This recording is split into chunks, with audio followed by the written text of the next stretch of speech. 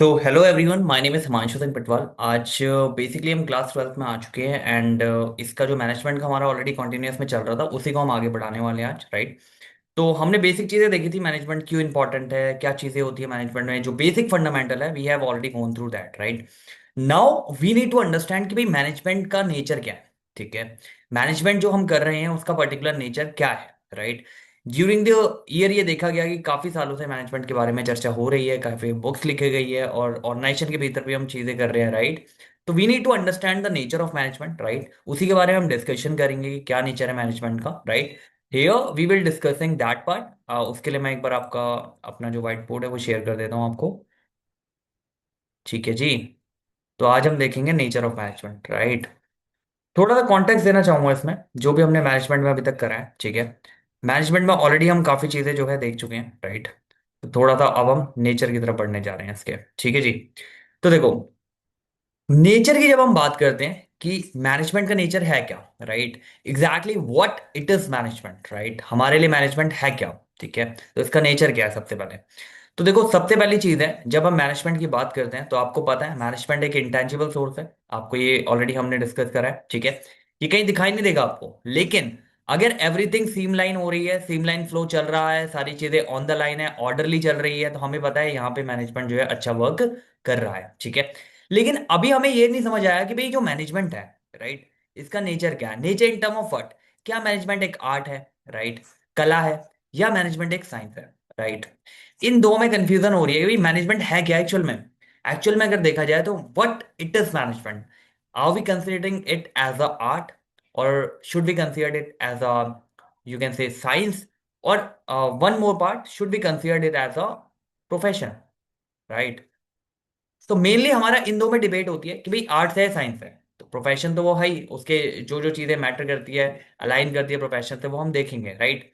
तो what we are discussing here, whether it is the science और it's the arts, right. तो आज का इस क्लास का जो टॉपिक रहेगा हमारा, ये देखेंगे कि मैनेजमेंट एज अ आर्ट कैसे है, right. Management as a art, क्या क्या चीजें आर्ट में चाहिए होती है। जैसे आर्ट का आपको पता है ऑलरेडी, राइट। आर्ट का मैं थोड़ा सा एक्सप्लेन कर देता हूँ आपको, ठीक है।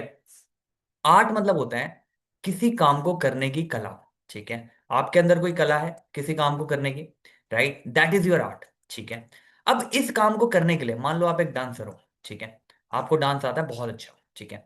अब इस डांस को करने के लिए सबसे पहले आपने क्या करा होगा, सबसे पहले आपने जो बेसिक इसके स्टेप्स है वो सीखे होंगे, ठीक है। जो 1 2 3 4 जो भी आप 8 तक जाता है सिनेरियो, तो जो भी बेसिक स्टेप है वो आपने सीखे, आपने पता करा अभी बेसिक स्टेप यहाँ से स्टार्ट होता है, एंड देन लेग की मूवमेंट ऐसी होती है, हैंड की मूवमेंट ऐसी होती है, देन परफेक्टली थोड़ा प्रैक्टिस करके डिजाइन करके देन अकॉर्डिंगली आपने अपना जो एक डांस परफॉर्मेंस है वो क्रिएट किया, राइट। यही होता है। तो सबसे पहले आपने क्या जाना है इसमें कि बेसिक क्या है, ठीक है। इस बेसिक के बाद आपने क्या किया, इसके ऊपर काम किया होगा, राइट। आपने प्रैक्टिस करी होगी इसके ऊपर, राइट। देन फाइनली आपने एक अपना डांस परफॉर्मेंस बनाया होगा, ठीक है। तो ये हो गया डांस। ऐसे ही अगर मान लो आप सिंगिंग कर रहे हो, ठीक है, दैट इज ऑल्सो आर्ट। अब अगर सिंगिंग कर रहे हो, तो सिंगिंग में आपको पता है कि सिंगिंग जब भी आप कर रहे हो तो उसमें आपके सारे गामा जो 7 सुर होते हैं, राइट। तो वो 7 सुर आपने सीखे होंगे, राइट, किस तरीके से प्रोनाउंस करने हैं, किस तरीके से चीजें करनी है। फिर आपने वोकल में वर्डिंग बनानी सीखी होगी अपनी, राइट। उसके साथ कोई इंस्ट्रूमेंट सीखा होगा आपने, राइट, चाहे गिटार हो या फिर बांसुरी है या कुछ भी है, राइट। देन उसके बाद उसको प्रैक्टिस कर करके एक आप आए होंगे एक लेवल पे कि हाँ अब मैं इसकी कंपोजिशन कर सकता हूँ या फॉर्मेशन कर सकता हूँ, राइट। देन आपने अपना परफॉर्म एक बनाया सॉन्ग के साथ, ठीक है जी। तो ये आर्ट में हुआ क्या, सबसे पहले जो बेसिक नोट है वो आपने सीखे। उस बेसिक नोट पे काम करते हुए रेगुलर बेसिस पे जब आप उसे काम कर रहे हो, एंड देन अकॉर्डिंगली आपने उसे इंप्रूव करके परफेक्शन की ओर लेके आए, ये होता है art in general, right. Now when we are saying about the management, is management is art, तो हमें देखना पड़ेगा, राइट। हमें ये देखना पड़ेगा कि भाई आर्ट में क्या क्या चीजें होती है, क्या वो मैनेजमेंट से अलाइन करती है या नहीं करती। अगर करती है तो हाँ वो आर्ट है, अगर नहीं करती तो वो आर्ट नहीं है। Are you getting my point, where I am coming from. तो अब हम देखेंगे इसके नेचर कि मैनेजमेंट एज एन आर्ट की बात हम यहाँ पे करते हैं कि क्या क्या चीजें आर्ट फॉर्म में होती है और क्या वो मैनेजमेंट में एग्जिस्ट करती है या वो मैनेजमेंट में एग्जिस्ट ही नहीं करती। सबसे पहला, जैसा मैंने आपको डांस या सिंगिंग का एग्जांपल दिया, राइट। तो आपने बेसिक जो थे उसके ऑलरेडी वो सीखे थे। अब यहां पे देखो, देखो आर्ट में क्या होता है, एग्जिस्टेंस ऑफ थ्योरेटिकल नॉलेज। जब भी आप आर्ट की बात कर रहे हो तो वो art without a theoretical knowledge संभव ही नहीं है। आपको समझ में आ रही बात क्या हो रही है। जैसे मैंने ऊपर एग्जांपल लिया था, चाहे वो मैंने डांस का लिया हो, चाहे वो मैंने सिंगिंग का लिया हो, तो इसमें कुछ बेसिक फंडे हैं, कुछ बेसिक थ्योरेटिकल बातें हैं जो ऑलरेडी लिखी गई है, right. Without this theoretical base art doesn't exist. समझ रहे हो आप बात? तो यहां पे कुछ थ्योरेटिकल एग्जिस्टेंस है, कुछ ऑलरेडी नॉलेज अलाइन है, राइट, जिसके बेसिस पे आर्ट परफॉर्म आपका चल रहा है।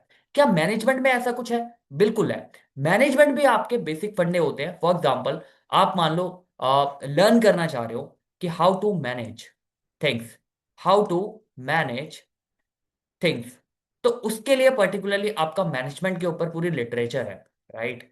पूरी लिटरेचर है जो आपको ये बताती है, एक बेस आइडिया देती है, एक आपको आइडिया देती है कि भाई ये थियोरेटिकल फ्रेमवर्क है, इसी तरीके को फॉलो करके आप ये चीज कर सकते हो। वो आपको बेस देता है, that is not giving you a carbon copy की नहीं नहीं ये स्टेप फॉलो करो और इसी के थ्रू होंगे, नहीं। आर्ट कहाँ पे आया? आर्ट तभी आया जब आप बेसिकली जो बेसिक थ्योरेटिकल फ्रेमवर्क है आपको वो तैयार हो गया, right. You have a understanding of the basic theoretical framework कि हाँ भाई बेस ये होता है। अब इससे जब मैं आगे चल रहा हूँ तो किस तरीके से मैं उसको इंप्रूव कर रहा हूँ। Are you getting my point? तो सबसे पहली चीज, मैनेजमेंट के भीतर भी आपके पास बेसिक फंडे होते हैं, कुछ बेसिक थ्योरेटिकल नॉलेज होती है, राइट। मैनेजमेंट की जब हम बात कर रहे हैं यहाँ पे, राइट, स्कूल मैनेजमेंट, ठीक है। अब स्कूल मैनेजमेंट में जब हम बात कर रहे हैं तो आपको पता है यहाँ पे कुछ सेट ऑफ ऑलरेडी रूल है इनके, कुछ सेट ऑफ रूल्स होंगे बेसिक, राइट। लेकिन स्कूल में क्या होता है, स्कूल में काफी सारे बच्चे अवेलेबल है ऑलरेडी, राइट। तो एग्जिस्टेंस ऑफ रूल तो है, अभी हम आगे देखेंगे। जब आप उन रूल्स को अप्लाई करते हो, when you are applying that rule, right, existence of rule तो है, but when you are applying that rule, right, तो अकॉर्डिंगली उसमें इंटरेक्शन होता है, राइट। काफी सारे बच्चों के साथ इंटरेक्शन होता है, सब अलग है अकॉर्डिंगली। अभी हम आगे देखेंगे इस चीज को, अभी बस हमें ये देखना है कि जब भी आप आर्ट की बात करते हो तो उसमें ऑलरेडी कुछ ना कुछ एग्जिस्टेंस थ्योरेटिकल नॉलेज होती है। ऐसे ही मैनेजमेंट के भीतर भी जब भी आप मैनेजमेंट करते हो, थ्योरेटिकल नॉलेज फ्रेमवर्क ऑलरेडी होता है इसमें, राइट। जैसे डिफरेंट डिफरेंट थ्योरेटिकल होते हैं, अगर आपको मैनेजमेंट करना है तो इस तरीके का एक बेसलाइन, बेसलाइन जिसे बोलते हो आप, उसको आप ऐसा कार्बन कॉपी यूज नहीं करते, वो जस्ट अ बेसलाइन वर्क करता है आपका, ठीक है। एग्जाम्पल के तौर पे मैं कुछ आपको यहाँ पे क्वेश्चन कराता हूँ इसके, देखो। देखो देखो, कहता था which of the following baseline requirement of an activity to be considered an an art. भाई आर्ट कंसिडर करने के लिए बेसिक रिक्वायरमेंट क्या होती है, फंडामेंटल रिक्वायरमेंट जो हमने पढ़ी है वो क्या होती है? थ्योरेटिकल फ्रेमवर्क, थ्योरेटिकल बेस होना चाहिए। देखो क्या कहता है जी, कहता है जी immediate high profitability, no. Existence of systematic body of knowledge, कोई सिस्टमैटिक बॉडी ऑफ नॉलेज होनी चाहिए, राइट।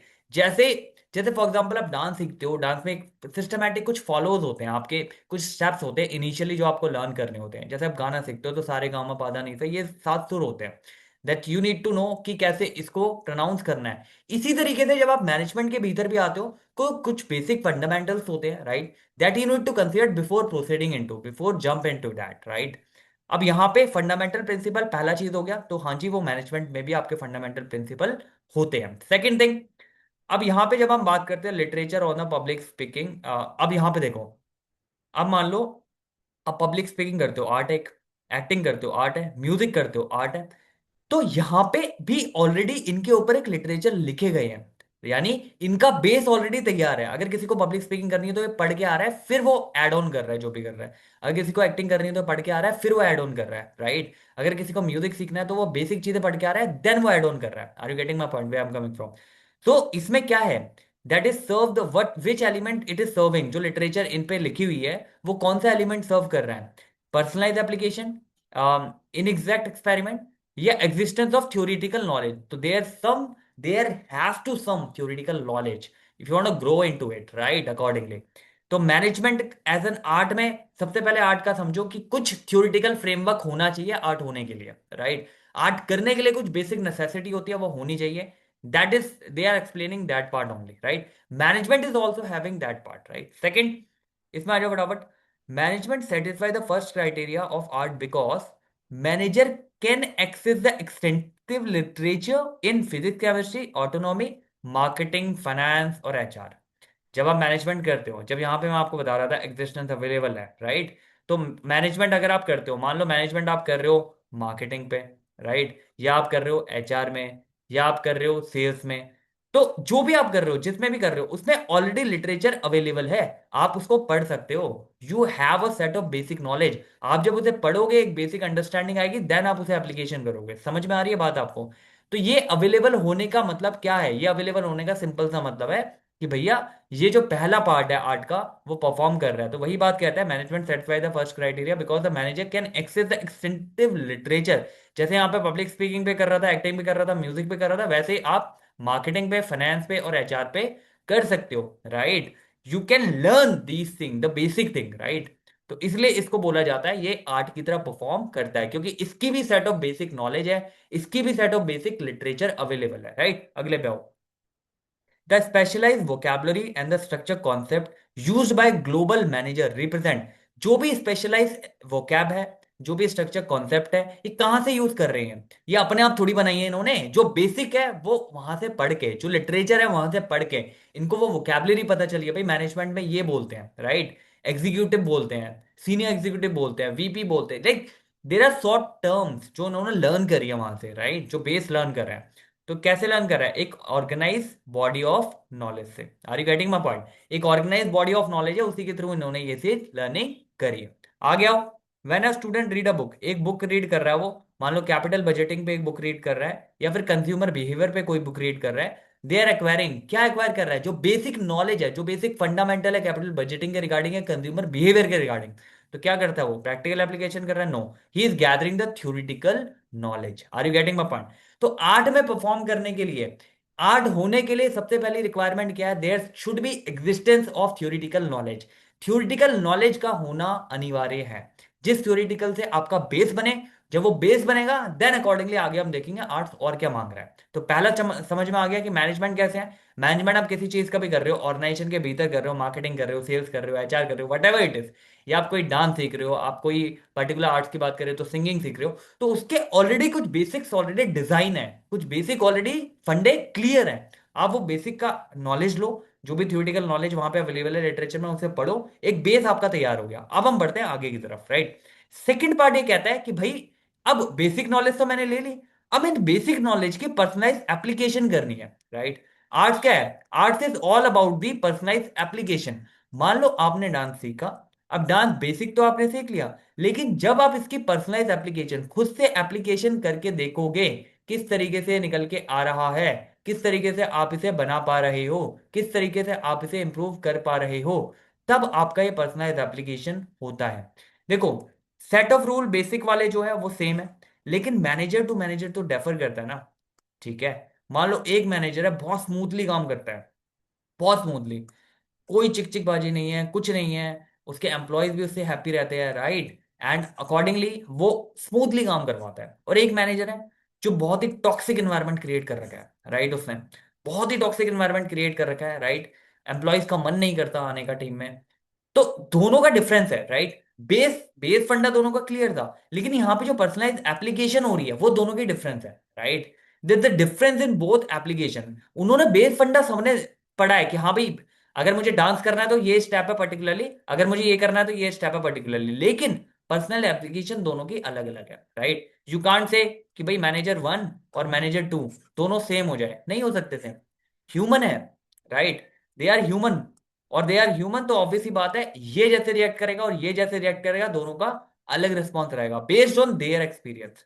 इनका क्या एक्सपीरियंस रहा था पास्ट में, उस एक्सपीरियंस के बेस पे ये लोग रिएक्ट करते हैं। तो it's all about the personal application, right? जैसे हम डांस में देखते हैं, सिंगिंग में देखते हैं, वैसे ही मैनेजमेंट के भीतर भी आपने मान लो बेस आपने तैयार कर लिया अपना मैनेजमेंट का, मान लो आप एचआर मैनेजर हो, आपने बेस तैयार कर लिया, यार ये फंडे होते हैं, बेसिक फंडे जो मुझे देखने होते हैं। अब जो इसे एप्लीकेशन करोगे, ये टोटली पर्सनलाइज है, ये टोटली आप पे डिपेंड करता है कि आप आगे इसे कैसे मूव फॉरवर्ड कर रहे हो। Are you getting my point? How you are applying to your people, right? So they, it depending on your understanding कि आपने वहां से क्या अंडरस्टैंडिंग ली है, इट डिपेंडिंग अपॉन कि आप कैसे उस अंडरस्टैंडिंग को आगे पास ऑन कर रहे हो या आगे समझा रहे हो। तो मैनेजमेंट में भी इसी तरीके से होता है कि ये पूरा का पूरा पर्सनलाइज एप्लीकेशन पे, खेल पे बेस्ड है, राइट? किस तरीके से आप एप्लीकेशन आगे करते हो। यहां देखो कुछ एग्जांपल दे रखे हैं मैंने, यहां पे बता रखा है दो डिस्टिंक्ट हमारे राइटर है, ठीक है? कंप्लीटली डिफरेंट बुक लिखते हैं, using the same language, proof art. ध्यान सुनना, मान लो दो राइटर है, आप दो राइटर की बुक पढ़ते हो इंग्लिश में, ठीक है? एक राइटर वन है और एक आपका राइटर टू है। अब इसने जो बात लिखी है, इसका बात लिखने का तरीका और इसका बात लिखने का तरीका बिल्कुल डिफरेंट है। दोनों यूज इंग्लिश इंग्लिश ही कर रहे हैं, आप हिंदी की पढ़ रहे हो तो हिंदी, तो दोनों यूज जो कर रहे हैं वो इंग्लिश या हिंदी, जो भी इनकी लैंग्वेज है पर्टिकुलरली वो यूज कर रहे हैं, लेकिन दोनों का लिखने का तरीका, जो पर्सनलाइज तरीका है वो अलग है। राइट। तो ये क्या बताता है आपको, ये बताता है ये इनका आर्ट फॉर्म है। राइट। तो बेसिक तो सबको पता है, सिंगर है, सिंगर है। अब एक सिंगर है आपका अरिजीत सिंह, राइट, और एक सिंगर है जुबिन नौटियाल। दोनों का तरीका बिल्कुल डिफरेंट है। सुर ताल तो बेस नोट्स इन्होंने सेम ही पढ़े होंगे ना, कि सारे गामा पाधा नी सा रे। अब इनकी जो पर्सनल एप्लीकेशन है वो तीनों दोनों की अलग है। राइट। इसलिए मेलोडी कुछ की अलग होती है, आप देखोगे तो वॉइस में भी इनके काफी सारे मॉड्यूलेशन होते हैं। तो वही चीज ये बता रहा है कि the fact two distinct right are completely different using the same language that is the proof of art. किससे बताता है ये? सिस्टमैटिक साइंस है, पर्सनलाइज कॉन्सेप्ट है, तो पर्सनलाइज कॉन्सेप्ट है, वो अपना पर्सनलाइज कॉन्सेप्ट कैसे कंपोजिशन कैसे किस तरीके से उसको चीज को लेके आते हैं, देन अकॉर्डिंगली डिपेंड करता है पूरा। ठीक है जी। इवन दो टू मैनेजर ग्रेजुएट हुए सेम एलीट बिजनेस स्कूल्स हैं, मान लो ये दोनों आईआईएम से ग्रेजुएट हुए हैं, इन्होंने जो एमबीए करा है वो आईआईएम से करा है, मान लो आईआईएम बैंगलोर से करा है, और बताओ। ठीक है। They handle the employ strike differently. क्यों? क्योंकि भाई दोनों अलग है ना। उनका जो one manager miss the theoretical class, no, management application is highly unique to the individual. Right, management application unique होती है इंडिविजुअल के हिसाब से। आपको समझ आ रही है बात क्या हो रही है? तो जो भी इंडिविजुअल जो भी अंडरस्टैंडिंग लेके उसकी एप्लीकेशन कर रहा है उस पर टोटली डिपेंड करेगा कि वो किस तरीके से वहां पे पर्सनलाइज एप्लीकेशन उसकी कर रहा है। राइट। मैनेजमेंट में भी ऐसा ही होता है, आर्ट में भी वैसा ही होता है। ठीक है।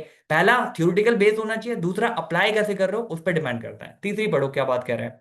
कहता है जी personalise application in management means manager apply scientific method based on their own what mandatory licence restriction, absolute mathematical formula, unique style, personality and flair. Right. तो वो अपना यूनिक स्टाइल अपनी पर्सनैलिटी अपना फ्लेयर में उस वर्क को करता है, उस जो भी मैनेजमेंट के प्रिंसिपल उसने पढ़े हैं उसको अप्लाई करता है। Right. That totally based on the personalise application thing. Right. Which feature of art explain why there are many different style of management? क्यों इतने सारे different style of management है? Because of personalized application. Everybody applying this principle on the basis of their personal application, right? Not on the basis of any static thing. तो ये अपने personal application पे इन चीजों को apply कर रहे हैं। Universal management principle provide a baseline, but a manager modify their depending upon what the absolute law, the exact realities of the given situation, obviously जो एग्जैक्ट रियलिटी होगी उसके हिसाब से इसको अप्लाई करने हैं, और रियलिटी सबके लिए सेम नहीं होती है। राइट। अगर आप देखोगे यहाँ पे मैनेजमेंट में जो सिचुएशन आती है डे टू डे में, राइट, आप वर्कर से इंटरेक्ट कर रहे हो, आप ह्यूमन से इंटरेक्ट कर रहे हो, तो डे टू डे में जो आपके पास सिचुएशन आएगी वो टोटली डिफरेंट आएगी, which is you don't even having the experience past, आपको एक्सपीरियंस भी नहीं है, कुछ ऐसा नया बताया जाएगा आपको। राइट। तो इसलिए आप इसको स्टैटिक वे में अप्लाई नहीं कर सकते, ये पर्सनलाइज है। राइट। मैनेजर की अंडरस्टैंडिंग के लेवल पे अप्लाई होता है। राइट। तो आर्ट के दो फॉर्म तो हम कवर कर रहे हैं मैनेजमेंट में, हमारे पास थ्योरेटिकल नॉलेज भी है और हमारे पास पर्सनलाइज एप्लीकेशन भी करता है मैनेजमेंट अपनी अंडरस्टैंडिंग के बेसिस पे। थर्ड कहता है based on practice and creativity. भैया ये ना बेस्ड होता है प्रैक्टिस और क्रिएटिविटी, जो आर्ट होता है आपका, प्रैक्टिस और क्रिएटिविटी। जितना आप प्रैक्टिस करोगे उतनी आपको चीजें पता चलेगी इसको नई तरीके से कैसे करना है, न्यू एवेन्यूज क्या है इसको करने के। Right. You will get the new ideas. तो क्रिएटिविटी वहां से डेवलप होती है। आपने एक बार एक काम किया, राइट, इस तरीके से आपको यहां दिखा कि यार इसको ना इस तरीके से भी कर सकता हूं, तो मेरा टाइम बचेगा। Are you getting my point? तो यहां पे आपने अपनी क्रिएटिविटी इनबिल्ड करी, दैट इज आर्ट। ऐसे ही मैनेजमेंट के भीतर भी क्या होता है, जब मैनेजर किसी चीज को अप्लाई कर रहा है, ठीक है, जब मैनेजर किसी चीज को अप्लाई करता है सिचुएशन बाय सिचुएशन, दिन भर में 50 सिचुएशन आती है उसके सामने, राइट, 50 सिचुएशन आ रही है, हर एक सिचुएशन में वो किस तरीके से डील कर रहा है, that will create a practice to him.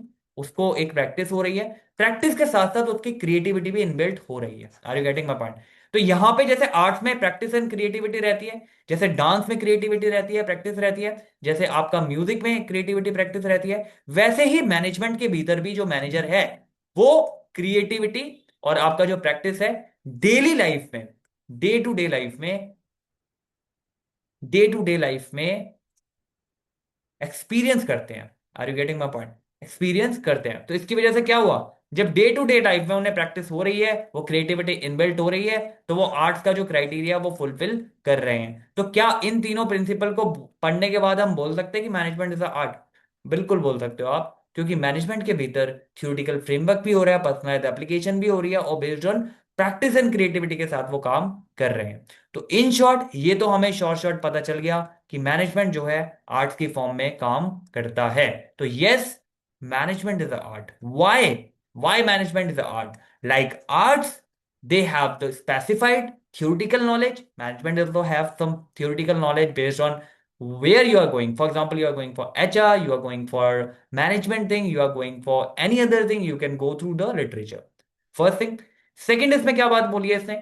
Simple बोली है, पर्सनलाइज एप्लीकेशन होती है, they have the personalise application. तो मैनेजर की भी अपनी एक पर्सनलाइज एप्लीकेशन होती है चीजों को डील करने का, और जो उसकी क्रिएटिविटी और प्रैक्टिस निकल पाती है, और रेगुलर बेसिस पे जो भी इंडल्ज हो रहा है एम्प्लॉयज के साथ, उसको नए एवेन्यूज मिलते हैं, नए तरीके मिलते हैं काम को करने का, लाइक द आर्ट, राइट, जो कि प्रैक्टिस और क्रिएटिविटी का खेल है, वो मैनेजमेंट भी प्रैक्टिस एंड क्रिएटिविटी का ही खेल है, राइट। इसके कुछ क्वेश्चन देख लेते हैं यहाँ पे, ठीक है, तो एक अंडरस्टैंडिंग भी डेवलप हो जाएगी आपको।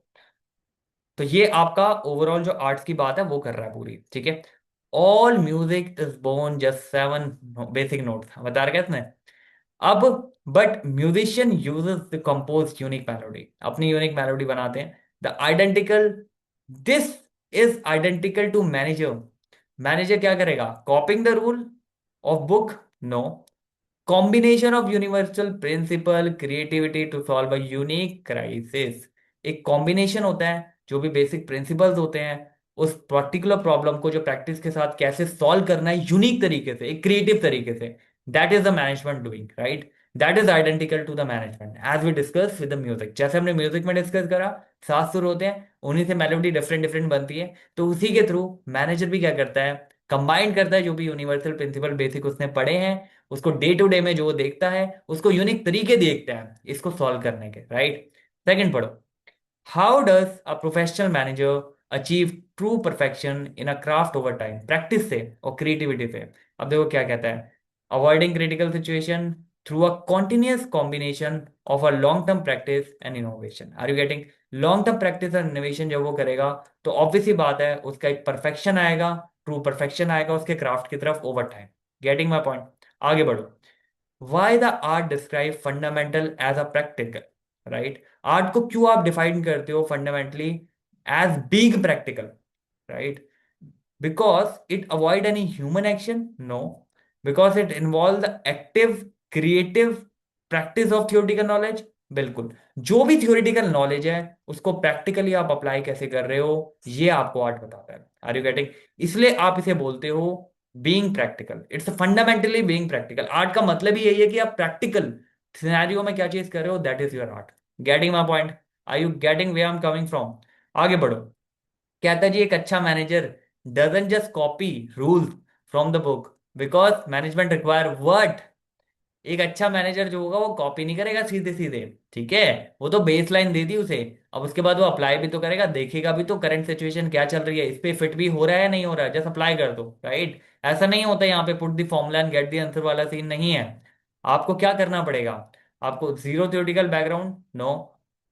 कंसिस्टेंट इमेजिन इनिशिएट इनोवेशन लेना पड़ेगा, या ऑटोमेटिक रोबोटिक डिसीजन लोगे आप, या स्ट्रिक्ट स्टैचुरी। तो एक constant imagination initiative and innovation आप लेते हो, जिसके थ्रू आप क्रिएटिविटी निकाल के लेके आ पाते हो, राइट। स्टैटिकली किसी को भी अप्लाई आप नहीं कर सकते कि ऐसा है तो इसी तरीके से अप्लाई कर दो, नो। ये वर्क नहीं करेगा यहाँ पे, राइट। तो management is all about the practice, management is all about, अब देखते हो जितने मैनेजर, जितना एक्सपीरियंस उन्हें हो जाता है ड्यूरिंग द टाइम, जितने लोगों से वो इंटरेक्ट कर लेते हैं, उतना ही उनका पैकेज अकॉर्डिंगली हाई होता है, राइट।